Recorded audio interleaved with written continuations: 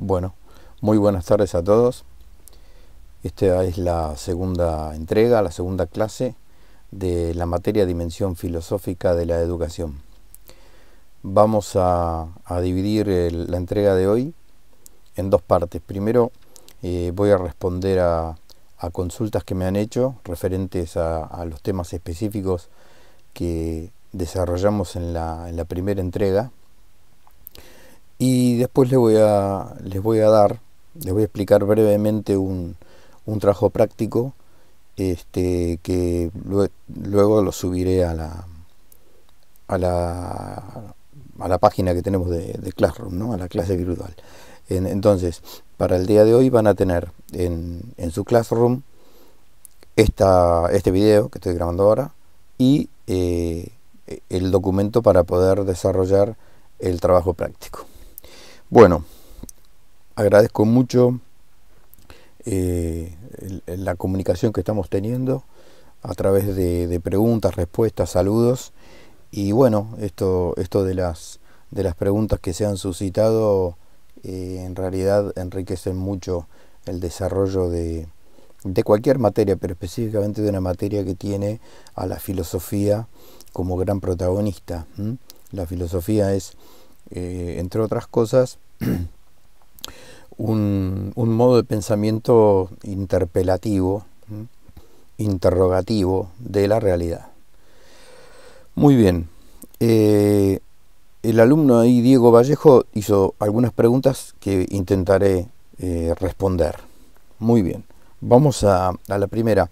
Me pareció más interesante hacerlo esto en forma de video explicativo porque como son preguntas específicas de las temáticas antropológicas que estamos desarrollando, me pareció interesante abrirlo a todos, bueno, y intentar dar alguna respuesta. Muy bien. Ahora vamos a la primera pregunta. Acá. Cuando decimos que el hombre y los animales, vegetales, objetos son una sustancia y que la sustancia es lo que existe en sí, ¿qué quiere decir existir en sí? Bueno, en filosofía, sustancia no tiene la misma significación que en otras disciplinas. Por ejemplo, no tiene que ver con lo que la química llama sustancia. En química, una sustancia generalmente es un preparado o algo que está en determinado estado, que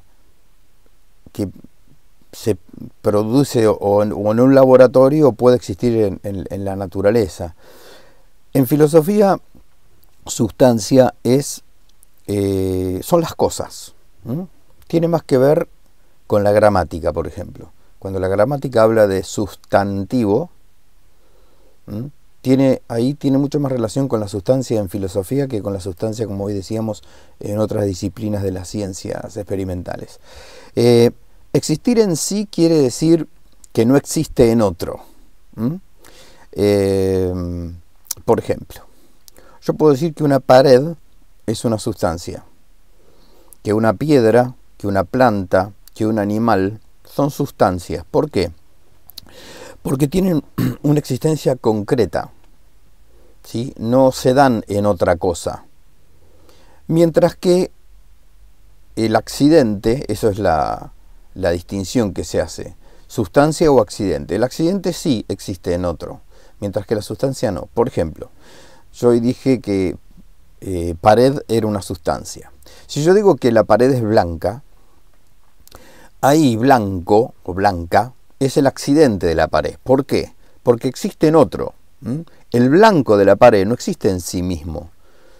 Yo veo cosas blancas, paredes blancas, piedras blancas, perros blancos, pero lo blanco no puede estar en sí mismo, no es sustancia. Yo no veo lo blanco suelto, yo siempre lo veo aplicado como una cualidad a alguna sustancia.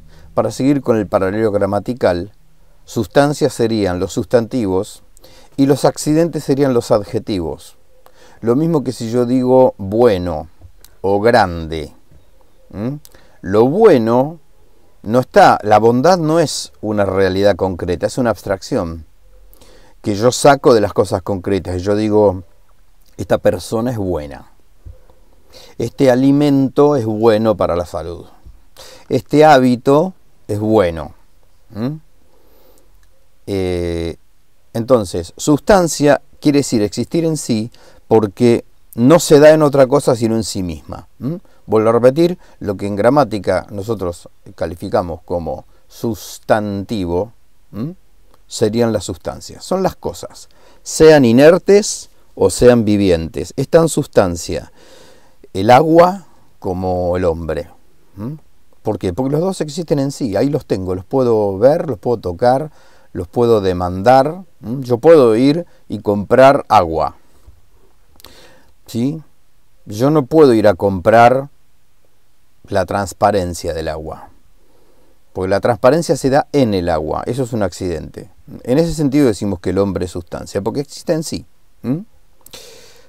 Bueno, la pregunta esta tiene dos partes. Existe en sí. ¿Tiene alguna relación ese existir en sí con lo que nosotros seres humanos observamos? Sí, sí. Podemos, de hecho, para poder dar esta explicación, estamos observando y distinguiendo que es una sustancia de un accidente, por ejemplo. Ahora, de ninguna manera la sustancialidad de las cosas depende de si las observamos o no. Estoy tratando de interpretar a qué se refiere la pregunta con esto de observamos.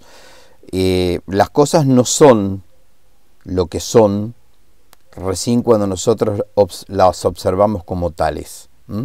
En una concepción realista de la filosofía, las cosas existen en sí mismas, independientemente de que nosotros las conozcamos o no. Hay una ilusión o un error, si se quiere, de tipo filosófico, que considera que las cosas son y existen en la medida en que el ser humano las conoce, como si el ser humano fuera el hacedor a través de su conocimiento de lo que las cosas son. Eso es absolutamente falso, porque vivimos en un universo que es mucho más viejo que nosotros, ¿sí? Nosotros como especie somos la última en aparecer. Para la historia de este universo hemos aparecido hace un ratito, y todo este universo nos consta que existió muchísimos miles de años, millones de años en realidad. Se calcula que el universo tiene entre 15 y 20 mil millones de años, y el ser humano no tiene más de 2 o 3 millones de años, ¿sí? De acuerdo a cómo se lo pueda hipotetizar. Eso tampoco es una certeza científica, cuando aparece el Homo sapiens. Bueno, bien, primer pregunta. El alumno sigue preguntando y dice, en este contexto, ¿la biosfera en sí no tiene vida propia? Bueno, la biosfera en realidad es el ambiente en el cual se da la vida. La biosfera también es una abstracción, ¿sí? No existe la biosfera independientemente de la vida.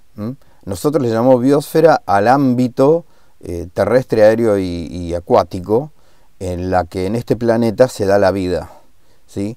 Pero la biosfera no tiene vida en sí misma, no.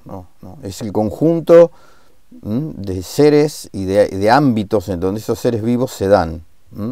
De hecho, el agua, el aire y la tierra son seres inertes, son sustancias inertes.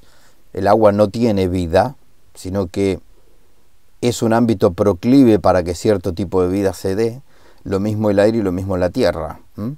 Así que la biosfera en sí misma no tiene vida propia, sino que aloja seres que tienen vida. No es el principio de la vida la biosfera, ¿no? Bueno, espero estar contestando a las preguntas adecuadamente. Tercer pregunta. En el punto en el cual el hombre se distingue específicamente del resto de la naturaleza, ¿es que tiene esa alma racional o con palabra? Bueno, en principio sí. Es decir, lo que distingue específicamente al ser humano del resto de la naturaleza se da en la racionalidad. Es decir, esa naturaleza intelectiva, volitiva, esa alma racional, es lo que lo distingue cualitativamente del resto de los seres. Es decir, no hay una cuestión sumatoria evolutiva, cuantitativa, que lo único que difiere, lo que decimos en antropología filosófica, que lo que distingue al ser humano del resto de la naturaleza es radicalmente distinto. No es la misma naturaleza en un grado superior, no. Es superior, pero no como una evolución lógica y paulatina, que en algún momento de las mutaciones cromosómicas, genéticas de la materia ha devenido en conciencia, libertad e inteligencia. No. La naturaleza racional es una composición, es una estructura radicalmente distinta al resto de la naturaleza. La palabra no es ni más ni menos que el producto de la racionalidad. Es decir, sí, claro, entre otras cosas, el hombre se distingue del resto de las especies porque tiene palabra. Pero la palabra es fruto de la facultad intelectiva. Es decir, lo que esencialmente distingue al ser humano del resto de las especies es su naturaleza racional, con la cual, entre otras cosas, tiene palabra. Hay una rama de la filosofía que se llama filosofía del lenguaje. Ahí, casualmente, se estudia qué es esto de la palabra, ¿sí? Y cuando uno estudia filosóficamente el hecho del habla humana, se encuentra con cosas muy curiosas. Por ejemplo, que el habla humana no tiene un órgano específico del habla, y que haya sido desarrollado evolutivamente desde el punto de vista material para que el hombre hablara, ¿no? Nosotros comúnmente sabemos que la lengua y la boca son órganos que usamos para hablar, pero no están hechos para hablar. De hecho, la mayoría de los seres que tienen boca y lengua no hablan. Un mono, un caballo, un perro, tiene lengua y tiene boca y no habla. No hay un órgano específico del habla. Sí, el ser humano se ha valido de los órganos que tiene materialmente para que la inteligencia hable. Lo que hace hablar al ser humano es el alma racional, es la inteligencia.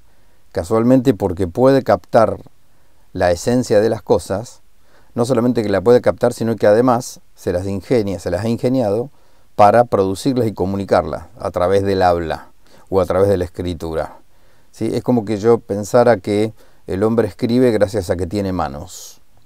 Claro que sin manos no puede escribir, pero hay muchas especies dotadas de extremidades superiores, como tiene el hombre en los brazos y en las manos, y no escriben. Ningún mono escribe, por ejemplo. Podrá hacer algún garabato si le enseño a agarrar un crayón o le ensucio un pincel, pero no tiene capacidad significativa en lo que está escribiendo, no puede representar nada de nada, simplemente puede llegar a ser un garabato en una pared, pero no pasa de ahí. Bueno, seguimos. Parecería, dice la otra pregunta, que el hablar de dos mundos son de alguna manera disjuntos. O sea, lo material y lo espiritual no tendría intersección. Bueno, vamos por partes.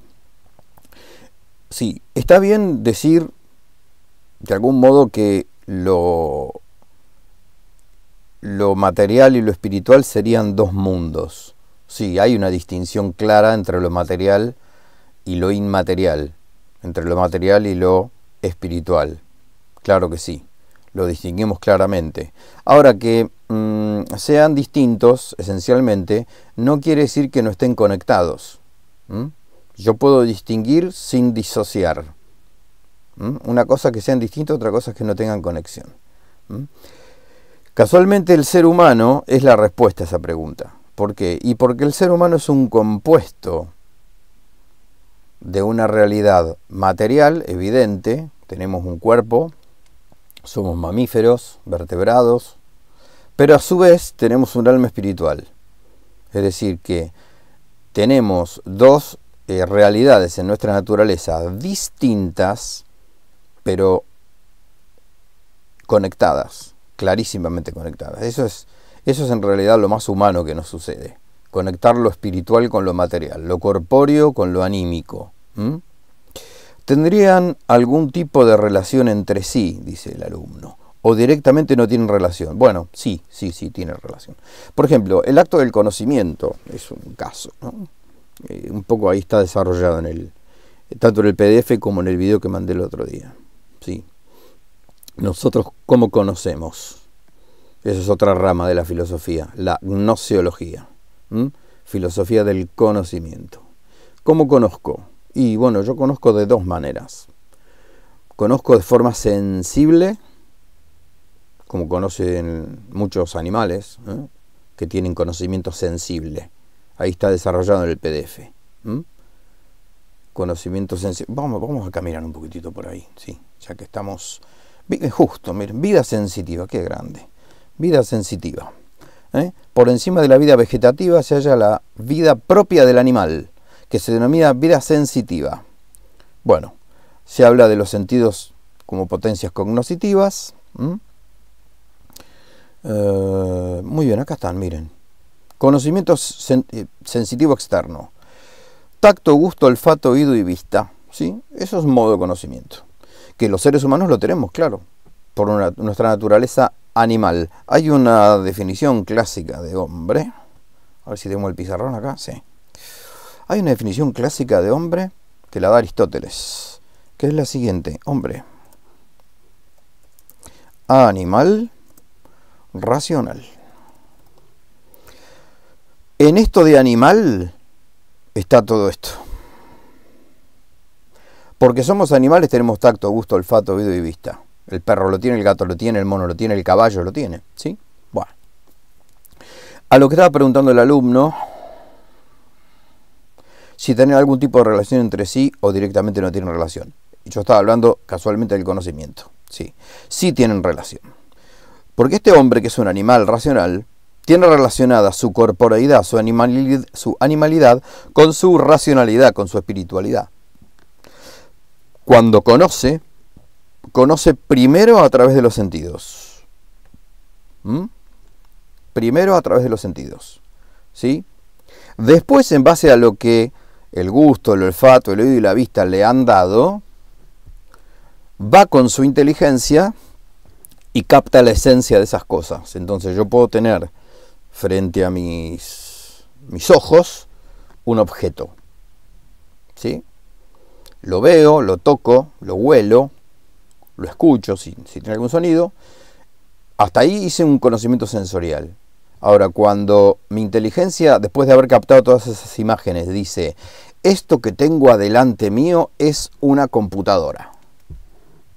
Es una computadora y sirve para esto y para aquello. Ahí se produce una alianza entre lo animal del hombre y lo racional del hombre. ¿Por qué? Porque captó un objeto que tiene ahí adelante, como cualquier animal lo captaría. Mi gato, que lo tengo acá al lado justo, está viendo la computadora y me está escuchando a mí, pero no entiende nada de esto. O sea, no entiende no le puedo explicar nunca qué es una computadora.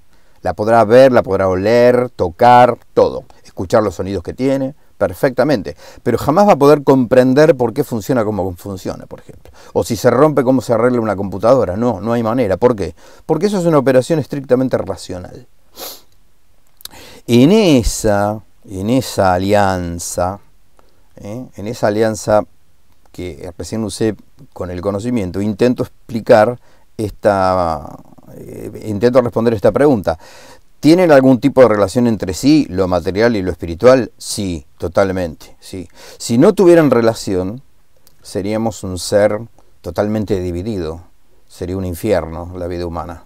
Porque sería una cosa nuestra corporeidad y otra cosa nuestra espiritualidad, nuestra inmaterialidad. La educación, ustedes están haciendo una capacitación y esta materia es además una dimensión filosófica de la educación. La educación, entre los fines que debe proponerse, es ese: el de alimentar integralmente esa alianza que hay entre materia y espíritu en el ser humano. Ahí la educación va a ser realmente un proceso de humanización del hombre. Cuando logre educar integralmente y perfeccionar esa naturaleza humana que tiene una estrecha relación entre lo material y lo espiritual, por más que lo distingamos cuando lo analizamos filosóficamente. Muy bien, seguimos con las preguntas. Bien, cuando dice grados progresivos de evolución, ¿quiere decir que en este contexto lo racional estaría como más evolucionado en algún tipo de métrica o indicador que lo vegetativo, por ejemplo? Sí, por supuesto que lo racional es más complejo que lo vegetativo y lo sensitivo. Lo que no le damos la derecha es a creer que lo racional, esto hoy lo dije arriba, que lo racional sea un mero producto evolutivo de lo material. No, de ninguna manera. No. La materia, cuando se estudia la evolución de la materia, de las especies, no aparece una línea coherente, evolutiva, paulatina, de mutación genética, que es lo que trabaja básicamente la evolución, que devenga en alma racional o en espiritualidad. No es la materia la que produce el espíritu. No es un epifenómeno de la materia, el espíritu. No por lo menos en una concepción filosófica como la que nosotros sostenemos. Por supuesto que hay visiones naturalistas y biologicistas del ser humano. Sí, claro que las hay. Sí. En donde parecería que la conciencia y el pensamiento fuesen una evolución natural de la materia. No. Bueno. Muy bien. La pregunta tiene una segunda parte. ¿Aquí evolución en qué sentido es? Intuyo que no es en sentido darwiniano. ¿Puede ser? Si es en sentido darwiniano o no cuando hablamos de evolución. Bueno, hay que hacer una distinción ahí. Sí y no. ¿Por qué sí en sentido darwiniano?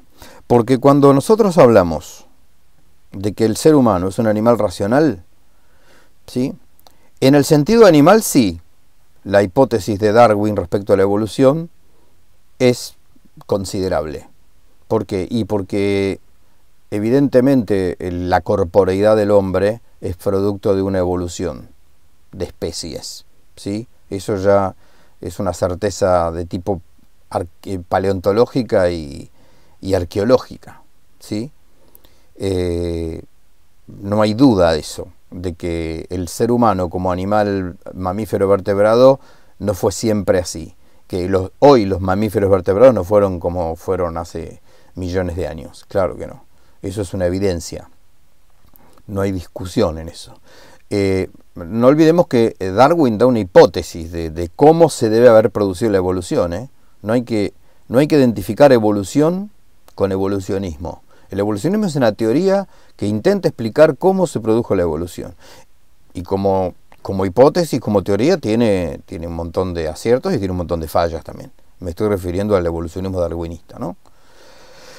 En el sentido de la animalidad del hombre, sí, admitimos eso. En el sentido de la racionalidad del hombre, no, de ninguna manera. De ninguna manera. No hay muestras, pero ni aproximadas, vuelvo a repetir, de que la espiritualidad y la racionalidad sean fruto de una evolución material. No. Hay un salto, es lo que en la teoría de Darwin se admite como salto cualitativo, como eslabón perdido. Es decir, la cadena evolutiva material, por estudio de fósiles, etcétera, da a entender por qué la bipedación y la hominización del ser humano llega al Homo sapiens sapiens. Pero la producción intelectual no. Es decir, del simio más evolucionado, como hoy puede ser un chimpancé o un orangután, del simio más evolucionado al ser humano más primitivo que ustedes se puedan imaginar el día de hoy, hay un salto abismal, gigantesco. No en lo físico podemos llegar a ser parecido a los monos, ¿sí? Claro que sí, en cómo caminamos, cómo nos rascamos la cabeza, sí. Pero en cuanto a la operatividad total del ser, es decir, si yo analizo lo que hoy hace de la mañana a la noche un orangután, el orangután es uno de los simios más evolucionados. Si yo analizo lo que hace un orangután todo el día y yo analizo lo que hace un ser humano todo el día, hay una diferencia pero inconmensurablemente grande. Las operaciones diarias de un orangután son más parecidas a la que hace una hormiga que a la que hace un ser humano. Vuelvo a repetir, a veces el árbol nos tapa el bosque porque somos parecidos físicamente, porque venimos de un ancestro común, que es un primate. Ojo que eso de que el hombre desciende del mono, jamás lo dijo Darwin eso, ¿eh? Bueno, digo porque en los libros, incluso en los libros de divulgación científica de escuela secundaria, abunda, es un error garrafal eso. El hombre no desciende del mono, eso nunca se dijo eso. No. Hay un ancestro común, porque si no, no tendría que haber monos. Si el hombre descendiera del mono, ¿por qué hay monos? Nosotros sabemos que, por ejemplo, el elefante desciende de un... puede tener como ancestro al mamut. Pero desde el momento que hay elefantes, ya no hay más mamut porque han evolucionado en elefantes, ¿sí? Por selección natural, por el método evolutivo que sea. Pero el tema es que si el hombre realmente descendiera del mono, no tiene que haber más mono y tiene que haber solamente hombres. Si fuera la evolución hace así, ¿no? Bueno. Por supuesto que esto, si alguno de ustedes maneja específicamente la biología, que no es mi caso, van a poder adentrarse mucho más en esto y seguramente a mi exposición le falten cosas porque yo soy profesor en filosofía, no en ciencias biológicas, pero bueno, algo uno tiene que conocer del resto de las disciplinas para poder hacer filosofía de la ciencia, ¿no? Bien, sigo con las respuestas a las preguntas. La naturaleza sería una explicación que damos cuando observamos un fenómeno, ¿no? A ver, no entiendo bien eso. Pienso en los ejemplos de la diapositiva número 2. El árbol tiene una potencia aumentativa, es decir que nosotros los seres humanos observamos que los objetos que clasificamos como árboles tienen la posibilidad de aumentar el volumen de espacio que ocupan. Dado que en su naturaleza está tal posibilidad, ¿es así la explicación? Bueno, ahí entiendo un poquito más, sí. La naturaleza, más que ser una explicación, es una realidad, ¿sí? Es decir, va mucho más allá de lo que dice acá arriba. La naturaleza no se da recién cuando nosotros la observamos como fenómeno. La naturaleza está en las cosas, ¿sí? El árbol tiene un principio vital que lo hace tener operaciones de ser viviente. Por ejemplo, como dice acá el compañero, de crecer, de reproducirse, de alimentarse, ¿no? De nutrirse, decimos mejor dicho. La nutrición, el crecimiento y la reproducción son las tres funciones vegetativas, que nosotros también las tenemos, pero no como un árbol. Pero nosotros podemos quedar en estado vegetativo, por ejemplo. En coma, estamos en estado vegetativo. Bien. Sí, claro que tiene una potencia aumentativa, porque en la naturaleza de los seres vivos está la propia perfección, ¿sí? Tienen, ahí en el PDF lo tienen, que una de las definiciones filosóficas de ser viviente es que se mueve a sí mismo. ¿En qué sentido? Se mueve, no que se traslada, porque el árbol no se traslada. Se mueve en tanto que cambia. Es decir, tiene principios, las operaciones vitales son principios intrínsecos de cambio. Si la planta no cambia, se muere. ¿Por qué? Y porque hace fototropismo, hace hidrotropismo, es decir, se mueve hacia donde está el sol, las raíces buscan el agua de la tierra, tiene movimiento, tiene cambio. Cuando la planta no cambia, se muere, es porque está dura, muerta, se seca y se pudre, lo que sea, ¿no? La movilidad es la característica de los seres vivientes. La piedra no se mueve, no tiene operaciones la piedra. La piedra a lo sumo la mueve, no sé, un terremoto, la erosión, el viento y el agua, pero no tiene movimiento propio. La planta sí, crece para arriba, las raíces crecen para abajo, el perro también tiene movimiento propio y nosotros también. Así que estaría bien esto de la potencia aumentativa. Bien, sigo adelante. Espero estar siendo claro. Muy bien, creo que es la última esta. Sobre la posibilidad de decrecer, dice el compañero. Entiendo que se presenta en este contexto al hombre como agregando potencias a las potencias de los otros seres vivos. Sí, claro, muy bien. Sí, sí. Esa naturaleza racional le agrega, por decir de algún modo, le suma a la naturaleza humana una realidad distinta, ¿sí? Por eso que el hombre tiene una dignidad distinta. Eso también viene, esto tiene además una implicancia ética y muy interesante, ¿no? ¿Por qué? Y porque no puedo tratar lo mismo a un ser humano que a un gusano. ¿Por qué? Porque no tiene la misma dignidad. ¿Por qué no tiene la misma dignidad? Porque no tiene la misma naturaleza. Claro que no. Y no es lo mismo pisar un gusano en la calle que pisar a una persona, Dios no lo permita, con el auto. Y no, ¿cómo va a ser lo mismo? Nunca va a ser lo mismo. Que todos tenemos derecho a la vida, pero no cabe la menor duda. Pero yo no puedo tratar con la misma dignidad a un perro que a una persona. Digo porque hay intentos, incluso hay intentos a nivel legislativo de esto, ¿eh? No en países como el nuestro, pero sí en estos países del hemisferio norte, ¿no? Europa, en las legislaciones en Francia, por ejemplo, ha entrado el proyecto de tratar a un gato con dignidad personal.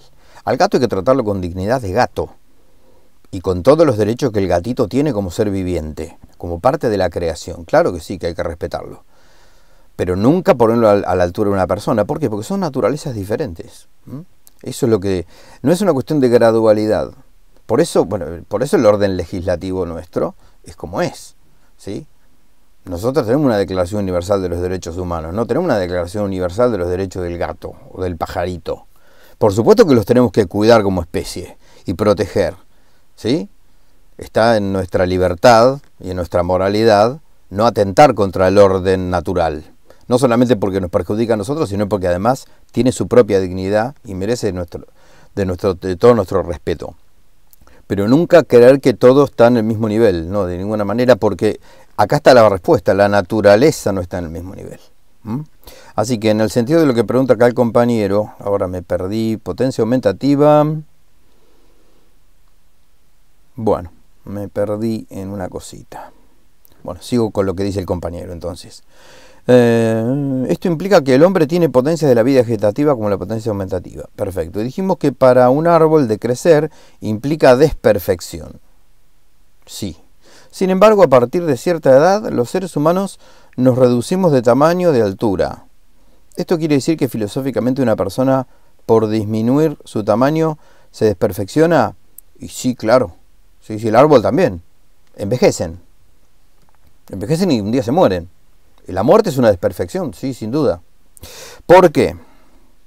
Esta definición, hombre, animal racional, este compuesto de cuerpo y alma, con la muerte, se rompe. Se rompe. Y se terminó el hombre. Y se terminó el árbol, y se terminaron todas las plantas, y toda la naturaleza viviente es mortal. Por lo tanto, está en su naturaleza... Está muy buena la pregunta, es muy interesante la pregunta que hace el compañero, ¿eh? Está en su naturaleza de toda la vida, la vegetativa, la sensorial y la racional, perfeccionarse. En tanto y en cuanto su naturaleza busca su propia perfección. Todas las operaciones del árbol buscan la perfección del árbol. Todas las operaciones del gato buscan que ese gato sea el mejor gato de la historia, ¿eh? Por el instinto de autoconservación y todo. A su vez, el ser humano también, en su naturaleza, busca o debería buscar, y ahí viene un agregado muy, muy humano, debería buscar su propia perfección. Ahí viene a jugar un papel muy importante, casualmente, esto que a nosotros nos une en esta materia, que es la educación. Pero bueno, sigo respondiéndole al compañero. ¿Quiere decir que filosóficamente una persona por disminuir su tamaño se desperfecciona? Y sí. Sí, porque al ser un ser viviente y tener una naturaleza propia que busca su propia perfección, además es un ser finito. ¿Qué quiere decir que es finito? Que tiene un fin, una terminación. Es un ser que por estar dotado de materia se corrompe. Todo lo material en algún momento sufre la corrupción. Hasta una piedra en algún momento se erosiona, se gasta y se hace polvo o arena. Todos los seres vivientes que buscan naturalmente su perfección, en algún momento la pierden la perfección, ¿sí? Porque no son eternos ni son inmortales. Claro que filosóficamente, con la racionalidad humana, hay un tema con la mortalidad o la inmortalidad. Es muy humano preguntarnos, todas las culturas lo han hecho y lo seguirán haciendo, ¿qué pasa después de la muerte? ¿Qué pasa con el alma humana, con la racionalidad humana? El cuerpo ya sabemos perfectamente lo que pasa, ¿sí? Se descompone rápidamente. En la muerte, este compuesto sustancial de cuerpo y alma, animal racional, la muerte lo divide, separa el alma racional de la corporeidad. Y el cuerpo no es más un hombre, es el resto de un hombre. Decimos, los restos de fulanito fueron inhumados en tal lado, ¿sí? Un cadáver ya no es un ser humano, es el resto material, es lo que quedó del ser humano. La prueba está que rápidamente cambia, se echa a perder, se descompone. Lo que estaba compuesto, como cuerpo y alma, se descompone. La muerte es sinónimo de descomposición. Ahora, ¿qué pasa con el alma racional? Bueno, filosóficamente es una ventana abierta en el techo. No es una mampara, no me acuerdo cómo se llama. Una claraboya, no sé si han visto una claraboya, que es una ventana que se pone en los techos, donde entra la luz. Y el techo se abre para afuera. Ahí tocamos un poco el techo de la filosofía. ¿Qué pasa con la racionalidad y qué pasa con el alma? Bueno, la inmortalidad del alma ya está tratada en la filosofía, ¿no? Desde Platón. Platón fue el que primero la trató seriamente en una serie de diálogos hermosos que tiene acerca de la inmortalidad del alma. Pero bueno, es una pregunta, ¿sí? La filosofía ya mucho no puede indagar en qué pasa después de la muerte. Para eso tenemos la teología, que es un saber filosófico pero superior. Pero bueno, no viene al caso acá. Por más que ustedes en el PDF van a tener mucha mención. Esperen que lo ubique el PDF. Acá estaba. El PDF trabaja entre lo filosófico y lo teológico. Por eso que nombra con la misma naturalidad a una piedra que a un ángel y al ser humano que a Dios. Porque es una filosofía abierta a la trascendencia. Después está en cada uno la fe que uno pueda llegar a tener o no. Pero este apunte de antropología intenta tener una visión lo más abierta posible y no cerrarse a ninguna posibilidad de seres vivos. El Dios es un ser vivo y el ángel también es un ser viviente. Por supuesto que distinto a nosotros y a las piedras, pero es un ser porque existe y además tiene vida. Claro que sí. Bueno, creo que por lo menos he intentado responder a las preguntas. Vamos al segundo momento de esta entrega.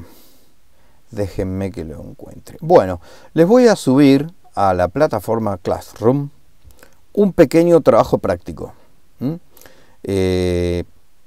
Más o menos va a ser así. En base a lo leído y explicado, teniendo en cuenta el lugar que el hombre ocupa en la naturaleza y en consideración de las características de su esencia, refiera en un escrito breve a qué llamamos acto humano. Esta noción de acto humano ustedes las van a tener en el PDF más bien tirando al final.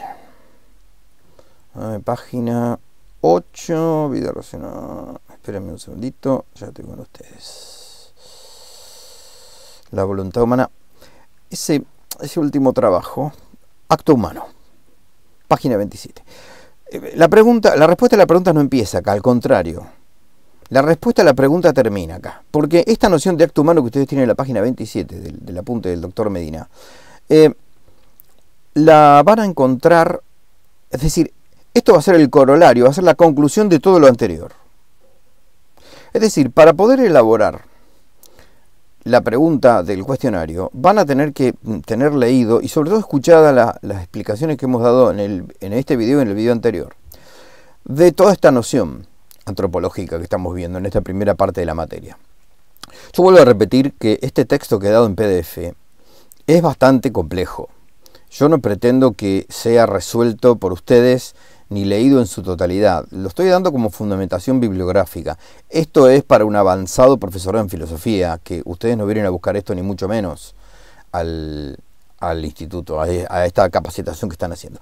Pero sí les recomiendo caminar para poder elaborar este escrito breve que les pido de ¿A qué llamamos acto humano?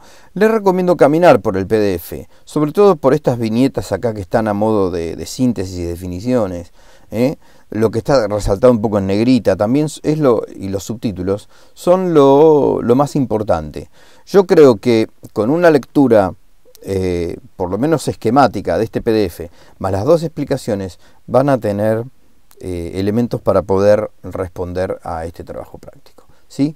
Bueno, respecto a los plazos, nos vamos a tomar esta semana, es decir, que empieza hoy jueves.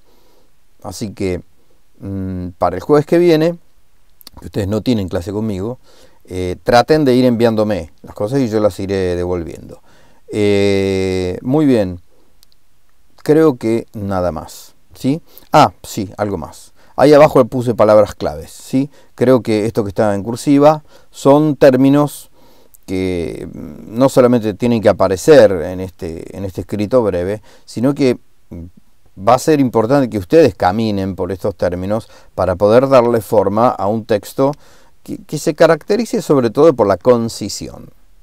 Es decir, que sea un escrito de una carilla aproximadamente, pero en donde haya mucha sustancialidad, que haya muchos conceptos fuertes que puedan iluminar a qué llamamos un acto humano, ¿sí?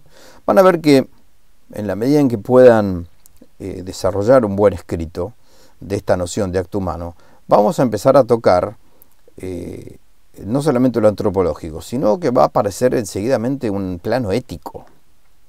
Porque nosotros una de las cosas que tenemos que ver es qué papel juega, después de toda esta constitución filosófica del hombre, qué papel juega la libertad.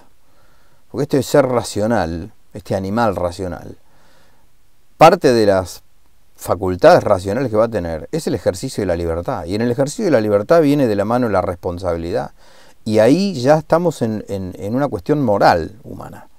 La educación tiene un plano moral importantísimo y profundísimo que vamos a desarrollar, si Dios quiere, a lo largo de este año.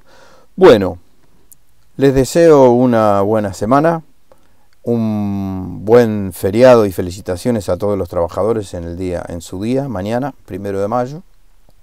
Espero que el confinamiento y el aislamiento los esté tratando bien y que lo estén utilizando como posibilidad de aprendizaje de un montón de cosas que si estuviéramos como locos de un lado para el otro no podríamos estar aprendiendo. Bueno, estoy abierto a las preguntas que tengan, a las sugerencias, a las críticas que tengan para hacer a la materia o a cómo estamos dando esto. Cualquier cosa que escriben en el Classroom, ténganme un poquito de paciencia. Yo más o menos en el término de 24 a 48 horas las veo e intento contestarlas. Así que bueno, estoy a la espera de sus respuestas y sus comentarios. Muy bien, un abrazo muy fuerte y feliz día mañana.